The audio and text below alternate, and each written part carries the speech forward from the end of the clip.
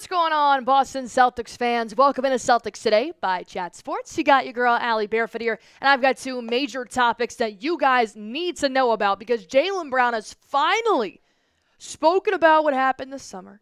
And he also talked about his future plans for this upcoming season and really what the Boston Celtics are aiming to do. I think we all know, a wink, wink. On the back half of the show, Bleacher Report has named their XFactor for the Boston Celtics this season. It's wild, and I'm going to talk about that. Make sure you guys stick around to the end of the show. But first things first, we are 62 days away from the NBA regular season kicking off on October 22nd, Celtics versus Knicks. If you guys are ready for Boston Celtics basketball, go ahead and spam your shams. Let me know in the comment section down below. Spam your sham emoji as many times as you possibly can. This is my new logo for the Boston Celtics. Can you guys guess why? It is a target pointed directly at Lucky the Leprechaun for every other team in the NBA. And Jaylen Brown, the man we all know and love, has finally spoken out about what it's going to be like coming into the 2024-25 NBA season, now knowing they just recently won that rock. They have not done this. They have not had a repeat team since the Warriors did it back in 2017. So this is now the new logo for the Boston Celtics. Get used to it, because every team's going to be gunning for him. Here's what JB had to say about the Celtics this year. He said, look, last year's over, to be honest. We celebrated. We had a good time. It's been an awesome summer. We even saw Sam Hauser throw up on a duck boat. He didn't say that. I did.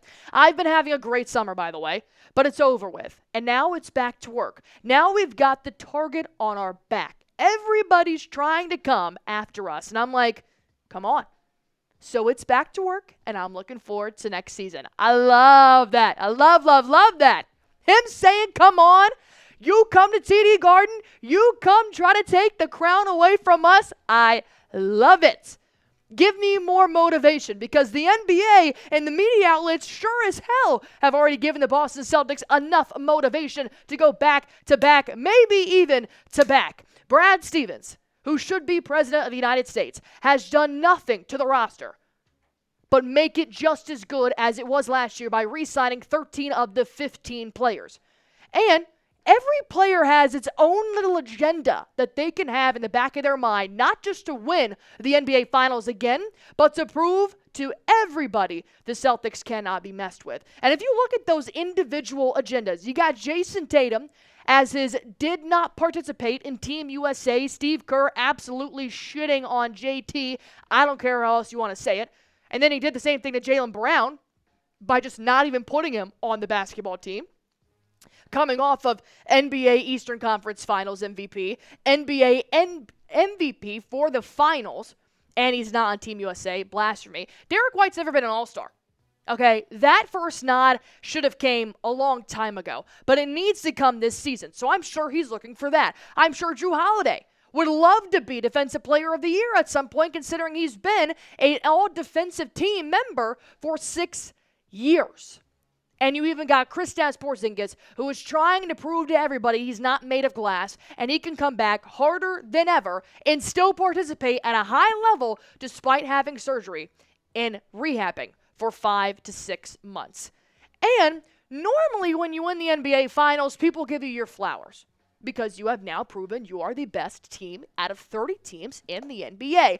But that's not what has happened for the Boston Celtics. There's still a narrative that, cakewalk to the finals. They got JT and JB. Which one's better? They love pinning the Celtics against each other. And one thing that we noticed in the finals was what Jason Kidd had said. He pinned JB against JT, allegedly, by saying Jaylen Brown is the best player on the Boston Celtics roster. Well, Jason Kidd has now spoken out on what he meant by that. And I think, if anything, this does clear up some things, but it still adds motivation, baby. He was playing the best, I think, at the time. Some took it as I was trying to start something, but he had just won Eastern Conference MVP, and then he actually ended up winning the MVP of the finals. So I don't know if I was wrong, but as we know, media can sometimes take it as I was trying to start something between Jason and Jaylen. That's how I took it, Mr. Kidd. But it wasn't that. I was just making the comment that Jaylen was playing at a high level, and Holiday even agreed. It wasn't that I was starting anything, but Jaylen was. Jaylen was playing his best basketball at the time, and I made that comment. Some took it as I was trying to start something, but I wasn't. So now Jason Kidd has finally cleared the air. I'm still waiting on all the NBA media outlets to also give their apology to the Boston Celtics for saying they're overrated, but that may never come. But now looking at Jaylen Brown's motivation, JT, Holiday, White, everybody's motivation as their own person, mix that in with everything the Celtics have going against him, I do believe Jason Kidd was onto something. And I do believe it could actually factor into numerous Celtics, but I want to make this known. I think Jaylen Brown is about to have his career year in 2024-25. He's got all of the ingredients, all the sugars and spices to mix in and make something not nice. I am very excited to see what Jaylen Brown does on the court, and I do expect big things, not just from him, but from the Celtics as a whole. 13 out of 15 coming back to re-win that ring. But as a whole, do you guys think the Boston Celtics have a target on their back? I actually debated making the answer to this question type Y for yes, type Y for yes, because they do. But let me know what you guys think, because maybe they're pointing fingers at the 76ers, who just got Paul George, or the Nova Knicks. Maybe they're threatened by somebody else. It's not the Celtics. There's some God-known reason. Let me know in the comment section down below why you guys are doing that. I am still waking up every day feeling beautiful that the Boston Celtics are champions, and I want you guys to take advantage of this time the Celtics had before the regular season starts, and it goes back to 0-0 as a record. If you guys want the Boston Celtics championship shirt, now is the time to get it, because it's 65% off on Fanatics. You can get this bad boy for $12 by going to chatsports.com/2024champs. One more time, go to chatsports.com/2024champs. That's going to get you guys this really nice caricature type of shirt. Says champs, says Celtics. You can wear it whenever. I'm going to get myself one, because why? It's $12. Going ahead, I'm going to post this link under this video. I'll also post it on the community page on Celtics Today by Chat Sports. Another reason why you should subscribe and check that out a little bit later. All right, Bleacher Report coming out with a who is the X Factor for the Boston Celtics. And I thought probably Drew Holiday, maybe Derek White, Al Horford maybe? No. It's Xavier Tillman as the X Factor for the Boston Celtics. And I see where they're going, right? Because you have to take a big look at the picture that is handed to the Boston Celtics and really dive deep into the center depth chart. This is why Xavier Tillman could actually have a really big role this year. X Factor? Meh. But we'll talk about that. Porzingis, obviously not playing until December. January the latest. He's still rehabbing from the rarest left leg injury in the world at the worst time in the world, which was the finals. Then you got Al Horford. Well, Horford's 38 years old. This is obviously going to be your new starter. He's going to be your center. He did this in the finals and in the playoffs when KP went down. But Luke Cornett got very minimal playing time in the finals. You know who didn't? Tillman. Tillman actually played his ass off in the finals, guarding people like Luka Doncic, which is huge to help win the NBA Finals for the Celtics. But here is why Bleacher Report thinks that Tillman is going to be the Celtics guy.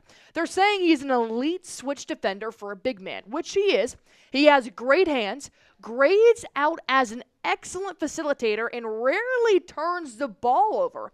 Add a credible three-point shot, in Tillman's scouting report would read a lot like Al Horford's. Not to mention, they look identical on the court. We call him Mini Horford for a reason, but when you're looking at these stats, you're wondering, why the hell would he be our X Factor when you're looking at this box score? But let me bring it back. We picked him up at the trade deadline. He played 20 games, all right? He averaged about 4 games, 3 boards, 1 assist. He shot 51% from the field, and they're talking about that credible three-point shot because he shot 28% from downtown last year. If he can start to develop a three-point shot, which the Celtics do love, yes, I could see them going to Tillman a little bit more than Luke Cornett because of what Tillman did in the playoffs. It was pretty evident that Joe Mazzulla didn't trust Cornett when it came to the playoffs.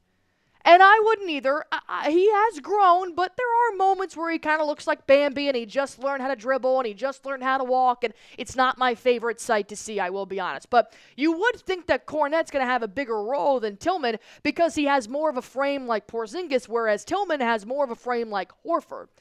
So I could see Xavier Tillman being a huge X factor for the Boston Celtics, and whether they need to go out and fill that 15th roster spot because Tillman and Kornet cannot get the job done, or if they can rely on Tillman, then maybe they have a snag of a backup big at 25 years old, but both players still have a lot to prove. And unless something changed this offseason, it may end up being Tillman over Kornet. But I have a question for you guys now. Who is the Boston Celtics X factor this season? I could see it being a backup player just because they're dealing with no Kristaps Porzingis for quite some time. I could see it being a Peyton Pritchard because you need to have a little bit more guard depth. So let me know what you guys think in the comment section down below. And as always, if you love the Boston Celtics, if you're ready for Celtics basketball to finally be back, all you guys have to do, I'll do all the work, I promise, is hit that sub button for me.